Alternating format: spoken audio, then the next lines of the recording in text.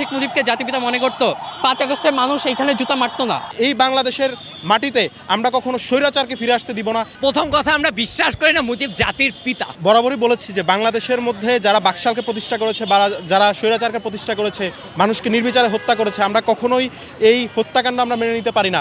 মানুষের উপর এই ধরনের জুলুম নির্যাতন আমরা মেনে নিতে পারি না। 1972 থেকে 75-এর ইতিহাসকে আমাদের সামনে মুছে ফেলে দেওয়া হয়েছে। গত 17 বছরের মধ্যে তারা সেভাবেই ইতিহাস তৈরি করেছে যেভাবে তারা চেয়েছে। মানুষের কাছ থেকে প্রকৃত ইতিহাস মুছে ফেলা হয়েছে। এই 17 বছরের মধ্যে বোঝা যায় 72 থেকে 75 কেমন ছিল। 17 বছরের মধ্যে আমরা বুঝতে পারছি যে বাবা কেমন ছিল, তার মেয়ে কেমন হয়েছে। বাবার মতোই মেয়ে এই মানুষকে শুষে, মানুষকে শাসন করে শেষ করে দেওয়ার মতো তারা পরিস্থিতি করেছে। এবং আমরা চাই 5ই আগস্টের পরবর্তীতে যেমন করে শেখ হাসিনাকে এই দেশ থেকে বিতাড়িত করেছে জনগণ, সে একই রকমভাবে বাংলাদেশের মাথা থেকে, বাংলাদেশের চিন্তাধারা থেকে শেখ মুজিবের অপকর্ম এগুলোর জন্য বাংলাদেশের মানুষ ঘৃণাস্তম্ভের মধ্যে প্রতি 5 তারিখে আমরা এইভাবে এই জুতা নিক্ষেপ করে তাদেরকে আমরা ঘৃণা জানাবো।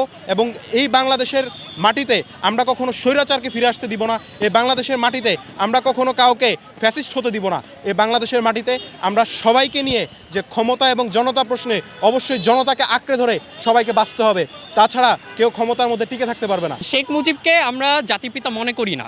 শেখ মুজিব যে কিনা সারা বছর 71-এর আগে সে সবসময় গণতন্ত্রের জন্য আন্দোলন করলো, 75-এ গিয়ে সে বাকশাল কায়েম করলো, সবগুলা দলকে ব্যান করে দিয়ে সে বাকশাল গঠন করলো। এখন যে মানুষ এরকমভাবে তার রূপ পরিবর্তন করতে পারে, সে কিভাবে জাতির পিতা হয়? সে আরও যা করছে, সে বাকশাল গঠনের আগে 4টা পত্রিকা ছাড়া সবগুলো পত্রিকাকে ব্যান করে দিছে। এখন যে মানুষ সংবাদপত্রের উপর এভাবে নগ্ন হস্তক্ষেপ করে, তাকে কিভাবে আমরা জাতির পিতা মনে করতে পারি? তারপর 1974 সালে যে যখন দুর্ভিক্ষ হইল, তখন শেখ মুজিব তার বিলাসবহুল জীবনযাপন করলো। মানুষ যখন না খায় মরতেছে, তখন সে তার 2 ছেলের কামাল আর জামাল সোনার মুকুট পরে বিয়ে দিল। এখন যে লিডার বাংলার মানুষ যখন দুর্ভিক্ষে মারা যাইতেছে, আর তখন হচ্ছে সে তার ছেলে মেয়েকে সোনার মুকুট পরে বিলাসবহুল জীবনযাপন করে, এরকম লিডারকে তো আমরা লিডার মনে করি না। সে হচ্ছে বাংলার প্রথম স্বৈরশাসক। দেখেন 1971 সালে 25 মার্চে তাজউদ্দিন তার কাছে গেছে যে আপনি স্বাধীনতার ঘোষণা দেন। তখন শেখ মুজিব বলছে যে পরশুদিন হরতাল ডাকছি, নাকে তেল দিয়ে ঘুমায় থাকো। সে নিজে থেকে অ্যারেস্ট হয়ে গেল।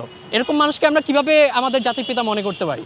এরকম মানুষকে আমরা জাতির পিতা মনে করি না। সেই উপলক্ষে আর আপনি দেখবেন 5 আগস্টে মানুষ যদি আসলে শেখ মুজিবকে জাতির পিতা মনে করতো, 5 আগস্টে মানুষ এইখানে জুতা মারতো না। এই ছবিটা মুছে ফেলা হয়েছিল। আমরা আবার এই ছবিটা এঁকে আমরা আবার জুতা নিক্ষেপ কর্মসূচি বানাইছি। প্রথম কথা, আমরা বিশ্বাস করি না মুজিব জাতির পিতা। আমরা বিশ্বাস করি মুজিব স্বাধীন বাংলার প্রথম ফ্যাসিস্ট এবং স্বাধীন বাংলার প্রথম একনায়কতন্ত্র কায়েম করা ব্যক্তি। কেন? মুজিব পরিবারের লেগাসি কি, শেখ পরিবারের লেগাসি কি, সেইটা আমরা দেখতে পারছি তার নিজের মেয়ে শেখ হাসিনার মাধ্যমে। আপনারা জুলাই ম্যাসাকার দেখেছেন অবশ্যই, তাই না? আপনারা দেখেছেন সন্তান হারা মার কান্না দেখতে কিরকম, রাস্তায় লুটিয়ে পড়া লাশ যেটা কাকে খাচ্ছে সেটা দেখতে কিরকম। এই রকম লাশ ভাসছিল 74 সালে। এই রকম লাশগুলো ভাসছিল মুজিবের রক্ষী বাহিনীর ম্যাসাকারের জন্য। 40,000 মানুষের লাশের উপর দাঁড়িয়ে কায়েম করা শাসনকে আমরা কখনো কোনো জাস্টিফিকেশন দিতে পারি না। এই জন্য আমরা ঘৃণা। আমাদের সামনে বারবার ইতিহাসকে মাটি চাপা দেওয়া হয়েছে। এই 15 বছরের ফ্যাসিস্ট আমলে আমাদের কাছে গ্লোরিফাই করা হয়েছে যে মুজিব হচ্ছে আমাদের জাতির পিতা, মুজিব হচ্ছে আমাদের সিম্বল। রং, মুজিব আমাদের দেশের ফ্যাসিজমের সবচেয়ে বড় সিম্বল। এই জন্যই জনগণ বারবার মুজিবের ভাস্কর্য ভাঙে। আমরা বরং অনেক মার্সিফুল কাজ অ্যাক্টিং করতেছি।